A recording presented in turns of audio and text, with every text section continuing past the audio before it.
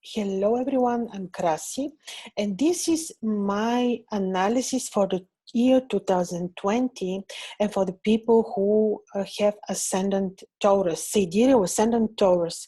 This is meaning, sidereally means astronomically, literally at the moment of your birth, Ascendant Taurus was rising. Or if you're following modern astrology, modern Western astrology, then probably you will know that you have Ascendant Gemini. So if you have modern Ascendant Gemini, this analysis is for you. Taurus sidereal. Now, this video will give you the most important celestial events. Of course, here you can consider also the placement of your moon. This can influence very much also people who have moon in sidereal Taurus or in tropical Gemini. This video will be about the most important celestial events, which will result in events here on Earth for you that will mainly influence your ascendant. People with your ascendant now. Of course, this is very general because even though we know the main celestial events, everyone's natal chart is unique, everyone's horoscope is unique, and of course, how in detail, in very good detail, how in very good predictive detail this will happen can be seen only from your personal natal chart. And if you want to know this, you may contact me for personal reading, and my details will be under this video. So people with Ascendant Taurus, I will list the most important celestial events. Then I will tell you how approximately I imagine that they will influence you.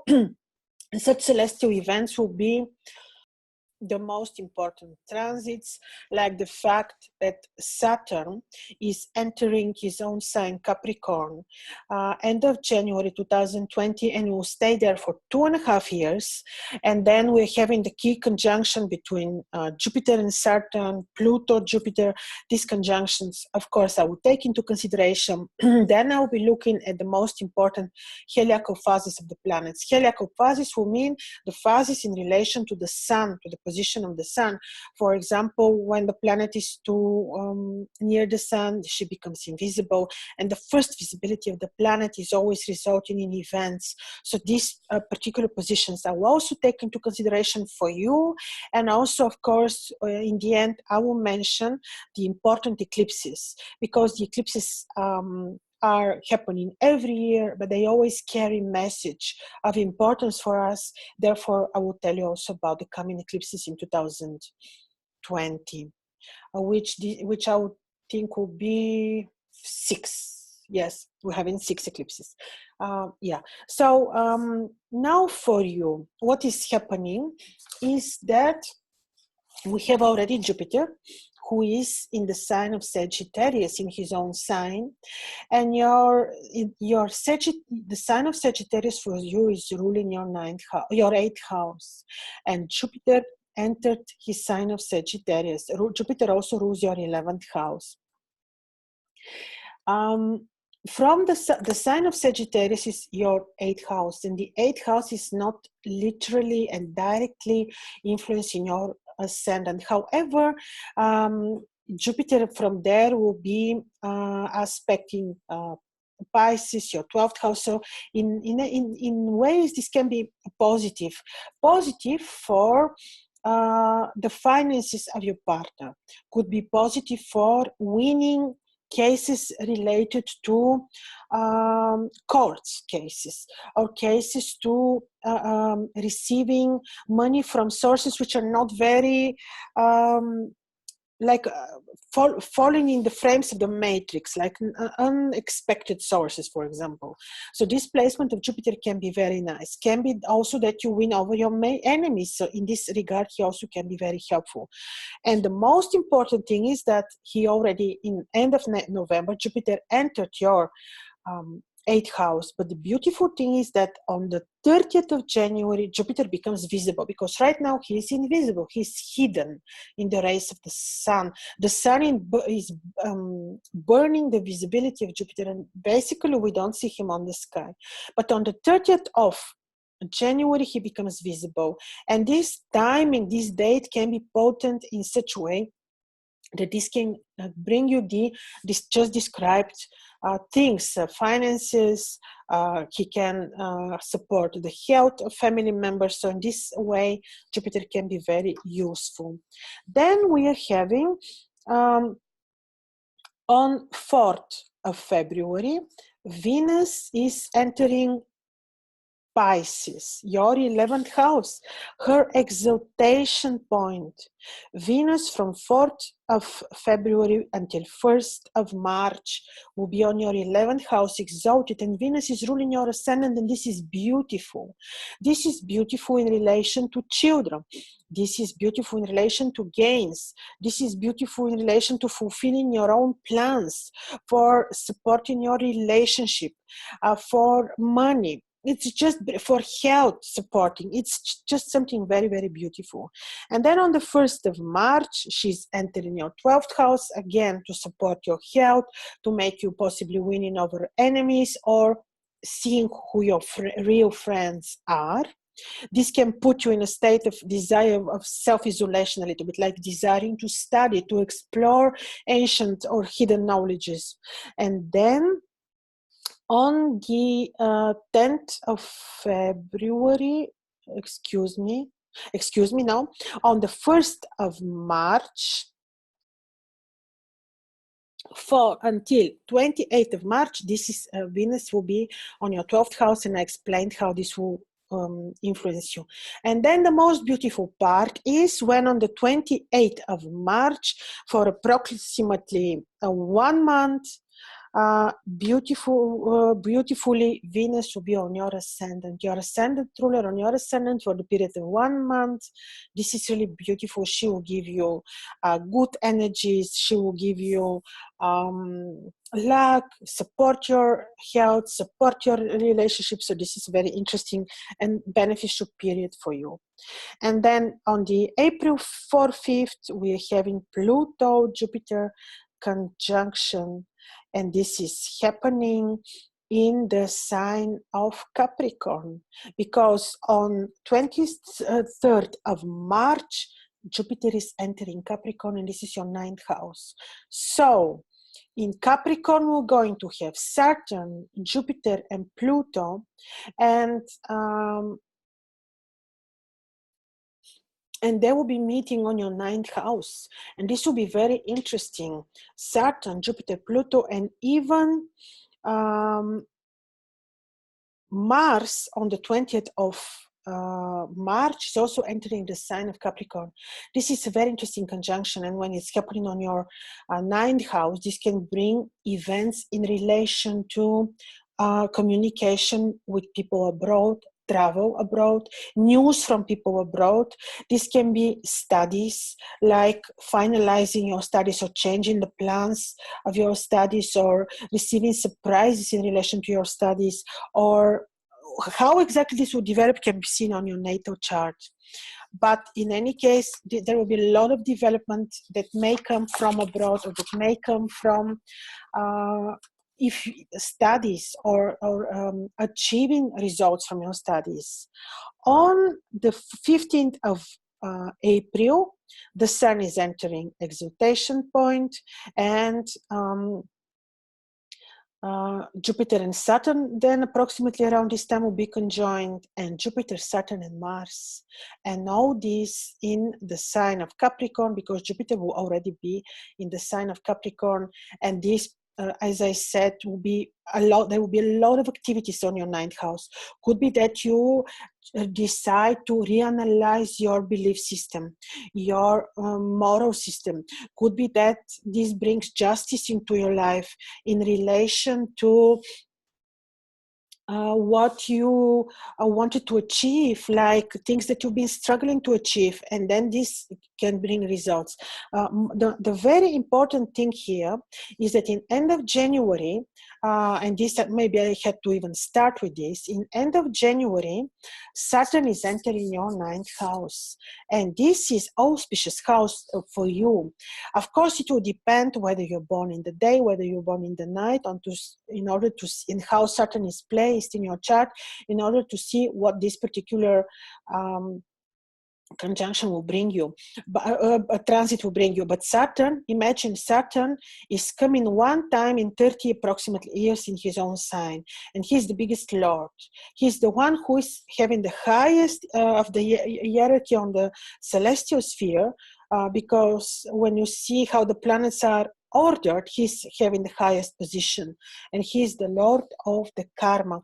He's the one who comes to bring us the karmic lessons. He's the one who makes sure that that the karma is being fulfilled. And Saturn from your ninth house is going to make sure that you receive justice in these ninth house matters, be it studies, be it gains from travel abroad, or be it gains in general, be it a communication.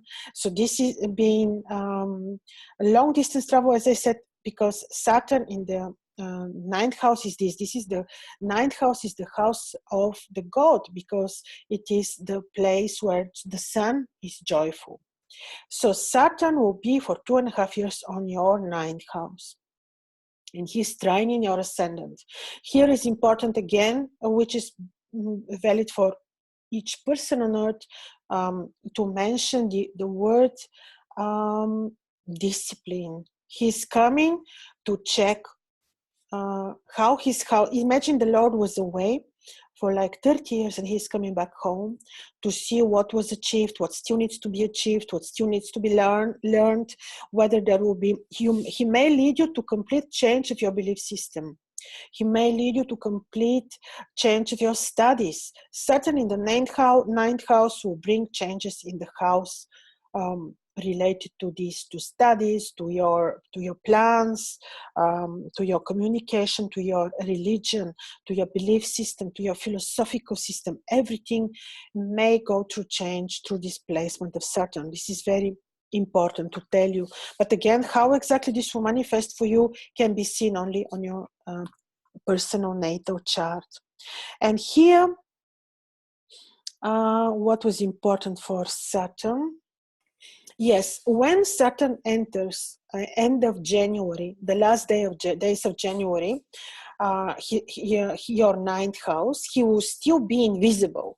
So you may feel his influences a bit on a subtle level, like delicate intrinsically.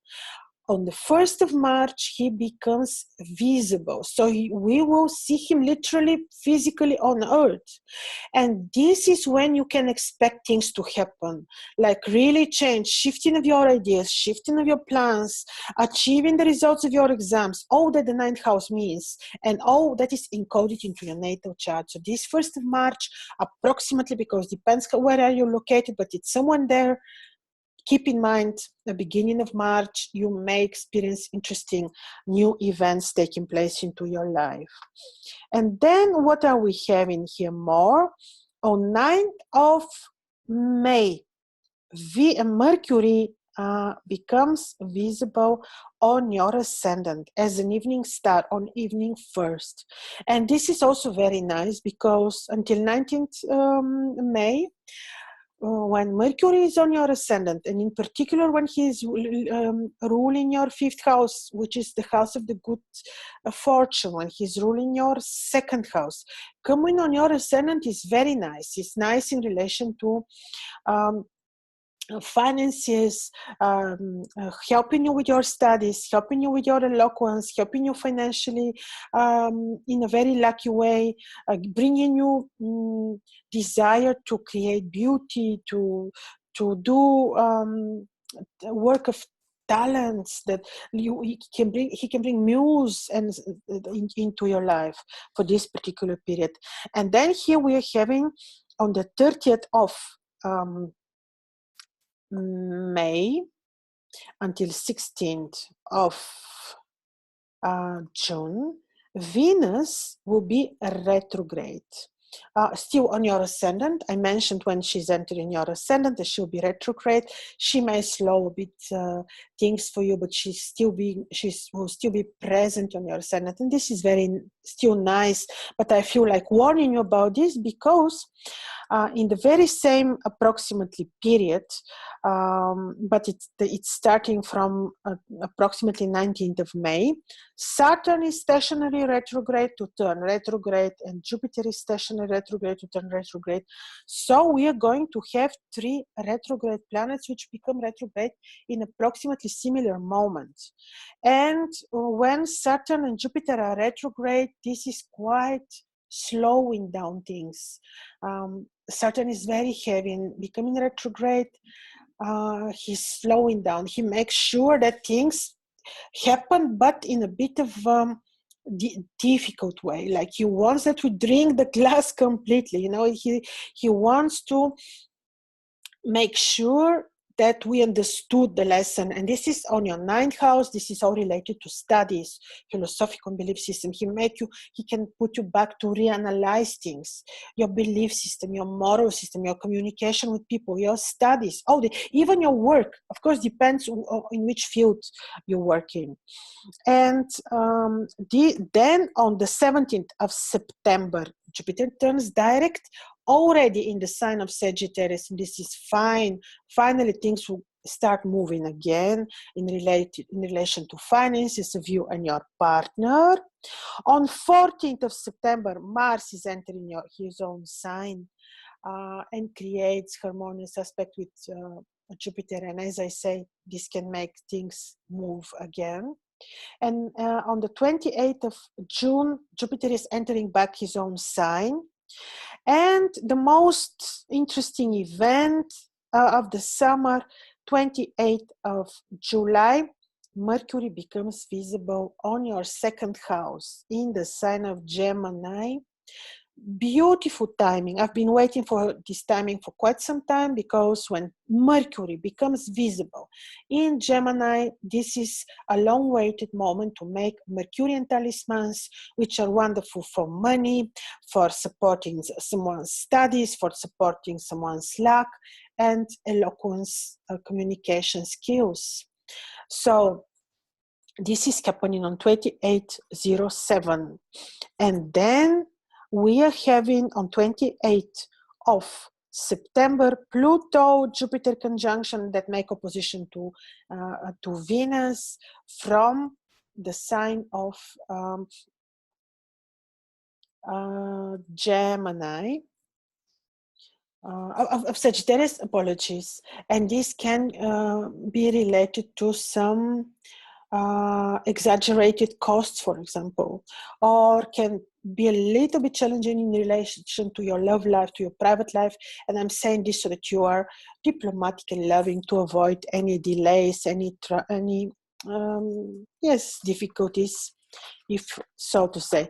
And then on 10th of October, Saturn turns direct. Finally, on your 9th house, and this is very useful for you, things will start getting back into their places. And then on the 18th of November, Venus is entering Libra, apologies, your 6th house. Very good, because she's your ascendant ruler. She can bring very good energies for healing. If you had health issues, she will be helpful. If you had issues with subordinates, she will be helpful. If you had unresolved disputes or arguments, she will be helpful. So this is something very nice. And then Mars turns direct in the sign of Pisces on your 11th house. Again, very fine for your finances, for things to start coming into places. And on the 5th of November, Jupiter is entering your 9th house to trine your ascendant. So the date of 25th of November for you is key, because Jupiter is then joining Saturn, and from there they will be trining your ascendant. Very positive timing that can bring gains, timing that can bring results with your studies, results from business, communication with people abroad, times that can make for you feeling like clarity in relation to your philosophical belief system. So it's a very beautiful timing.